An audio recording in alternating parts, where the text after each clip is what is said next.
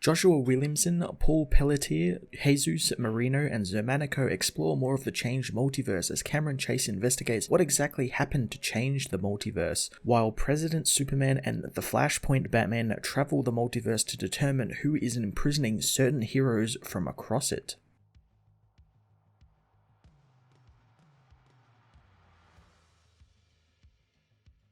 Joshua Williamson wonderfully continues building on his mysteries put forth in the previous 2 issues of Infinite Frontier, as well as the Secret Files book, exploring more of the new and old worlds of the changed DC multiverse. Williamson also does a lot of work here to try and rectify what Tom King did with Thomas Wayne in the Batman book, but in the end it felt kind of a little too late. I appreciate it for being broached and it wasn't just some mind control, wave it away sort of crap, but having Thomas just kind of run from his responsibility of his actions isn't really a good thing. Now, of course, Williamson could just send him back to Earth Zero, or the story could take him back there, but as of now, Thomas is getting away with so much stuff he already shouldn't be getting away with, including his hand in the murdering of Alfred. The Batman-Superman dynamic between him and Calvin Ellis was quite interesting though, since it's kind of an inverse of the Earth Zero bunch, with Thomas being the one with a family and wanting one and encouraging Superman to have one, whereas Superman is unable to have one because of his work and he's always busy with his work. It's an interesting switch up which I cannot wait to see more of. Captain Atom also makes a return to fulfill his one purpose, it seems, in the DC universe, which is to explode, and boy does he do so here with a great cliffhanger, having his death tied into Darkseid's side of the plot and him having some mysterious work going on Earth Omega. I quite like how blatant Atom's death is here and in all the events he's in, since it's kind of a running joke now that if he appears, you can 100% guarantee he will blow up. With issue 1 ending on Roy Harper being revealed to be a Black Lantern, we've got some more exploration of his role in all of this, confirming he is indeed a Black Lantern, and much like how Atom was a pawn of Darkseid, he is as well, it seems, which is an interesting way to take the character and turn him into kind of an unwilling villain for the book, and I have to imagine that him seeing his daughter might be still alive or is somewhere out in the multiverse for him to find. That'll be like the linchpin that allows him to break Darkseid's conditioning on him or something. Paul Pelletier, Jesus Marino, and Zermanico all contribute to the artwork this time around, with each artist complementing one another really well, and each taking a specific part of the story, with Peter dealing with the wraparound story, Zermanico dealing with the Justice Incarnate stuff, and Jesus tackling the JSA-centric stuff. I really enjoyed the variety they all brought with their various designs and page layouts depicting all of the action, giving us everything in terms of action set pieces as well as a good smattering of different characters, making this definitely feel like it is a large-scale event. Infinite Frontier issue 2 continues Joshua Williamson's mysteries with some fun new inclusions into the plots and a great cliffhanger, with the only real downside being Thomas Wayne and him being made to escape the consequences of his actions on Earth Zero, at least for now that is, and here's hoping that that'll be rectified in a future issue. I'm going to give this issue a 9 out of 10.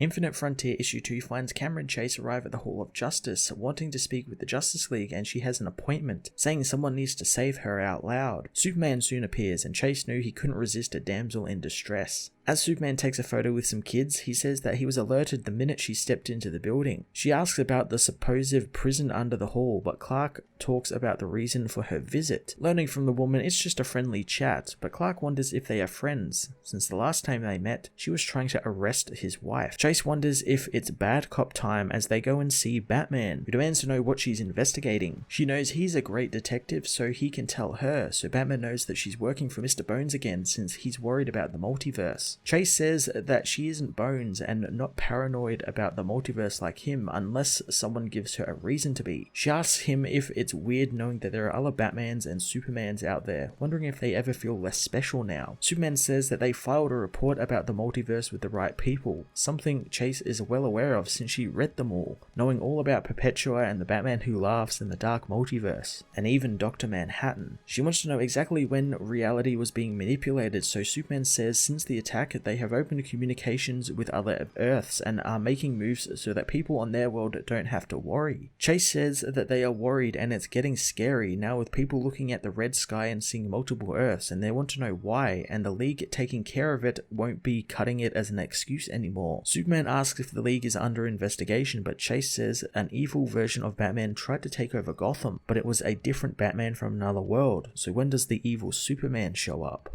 An alarm goes off, signaling Aquaman and Hawkgirl are dealing with a fourth world Brimstone, the third one of the year. Superman heads out to help them as Chase has some more questions, but she is super speeded out of the hall as Batman and Superman race away to help their friends. Chase contacts Bones, telling him of her meeting as Bones says she's got a small errand for her since there is someone he wants recruited to their side as he sends her a video of Captain Atom returning. At the House of Heroes, Justice Incarnate revealed that Thomas Wayne's ship wasn't a normal ship, and fragments of it were shot across the multiverse, with the team tracking them down through the different Earths, with the metal being different from what the Ultima Thule is made out of, and it has no vibration or frequency, and they are getting some resistance in retrieving these pieces, but the ones they have found have no survivors with it. The team think that they were trying to transport prisoners across the multiverse, but it all went boom. Machine Head is collecting the pieces so he can rebuild the ship as President Superman shows Thomas the multiverse, even giving him the Multiverse Guidebook by Grant Morrison. Thomas says that he doesn't read comic books, but Calvin thinks he should, asking Harbinger where Barry Allen of Earth Zero is. Harbinger says that he was exploring the multiverse, but there were no logs of his missions, which is very unlike Barry. She asks Thomas what he remembers, so he tells Superman he remembers being in Arkham, healing from his injuries in solitary, and one day, some woman came to him, locking him up in a spaceship, but he fought back and stole an escape shuttle, with the next thing he remembers waking in the House of Heroes. Calvin knows that someone was trying to transport him off Earth Zero, wondering where they were taking him. Harbinger alerts President Superman of another fragment on Earth 22, but their contact isn't answering their hails, so Calvin says he will deal with this himself, and Thomas is going to come with him since maybe seeing the ship will jog his memory. Heading to Earth 22, Calvin says that he wants to take Thomas back to Earth Zero when he's done, but the man doesn't want to go back there since he thinks having his whole world destroyed messed him up more than he cares to admit. Calvin can relate, wondering about Bruce, so Thomas says that he was angry at his son, betraying himself, and he doesn't deserve to see him ever again, and if he believes he is dead, it's for the best. Thomas knows that he thought he was protecting his family, but he was wrong. Calvin finds it nice that he has a family, since being president on his world and protecting the multiverse doesn't leave much room for relationships, let alone children. Thomas thinks the man should have a family, as suddenly Thomas hears a voice say that he is the last son of a dead reality. Calvin asks what he hears as the Superman is blasted by an energy beam. Thomas sees the being who did it, knowing that they didn't have one of him on his reality. The being is revealed to be Magog, who knows that they shouldn't have come to Earth 22 since outsiders are forbidden on their world. Calvin knows all about Magog, thinking that he was reformed in his ways, but if the multiverse reverted him back to his villainous ways, who else has it done it to as well? On Earth Zero, Mr. Terrific, Obsidian, Green Lantern, and Vandal Savage investigate the explosion at the JSA HQ and Jade's disappearance. Alan knew the green flames were his daughters, but there is no trace of her or anyone else. Vandal wonders whoever took the girl also took the rest. Obsidian wants to know what they are talking about, so Mr. Terrific tells the man that the first thing the totality did was scan those who had been returned to the multiverse when it was restored,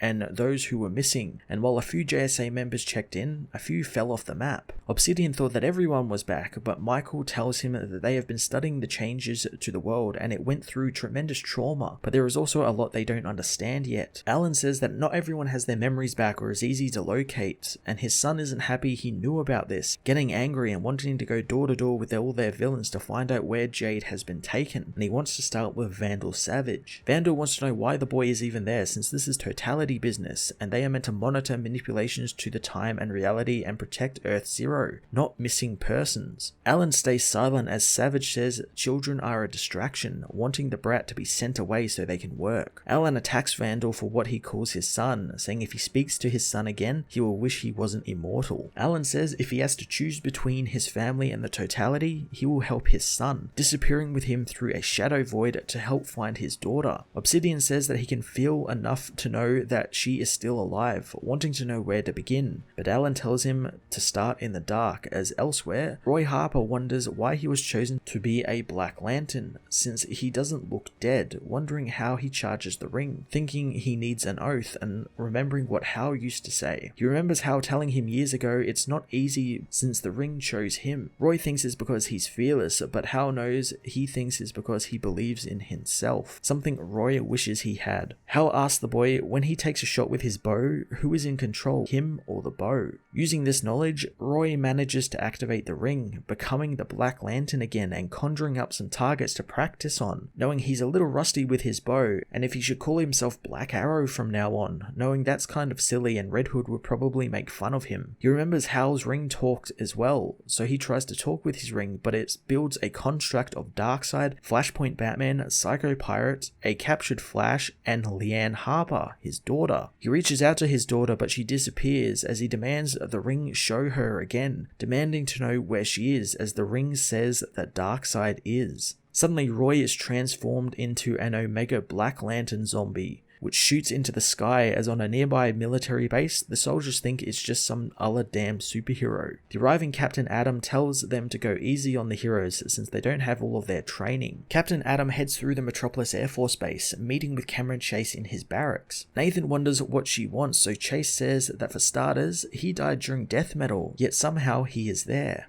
Adam says he did die, but everywhere in the multiverse was reborn. Chase tells him the people she works for think he has experience and an interesting perspective on the multiverse, and he is being offered a place at the DEO. Adam, however, says he's flattered, but he's retired since the military offered him a nice deal and he took it, buying a cabin in the middle of nowhere. He knows that he wants to be done with all of this action and live a quiet life, but Chase knows that doesn't sound like the Nathan Adam she used to know. She remembers when they were on mission in Markovia and he told her that he would never rest until the world was safe, but the hero knows that was a long time ago and lots has happened since then. Chase knows, pulling a gun on the man since she knows neither of them have ever met before, and this Captain Atom is not her world's Captain Atom. Nathan is unhappy that he was caught by that old trick, knowing it doesn't matter what world he is from since he just wants to be free. Chase demands to know where the hell her real Captain Atom is, but Nathan doesn't know. On his world, he and Chase were actually friends. Chase tells him to turn himself in without a fight and maybe they can be friends on this world as well. Nathan knows that she doesn't understand what is really happening with the multiverse, but he knows too much and she can't be allowed to take him in.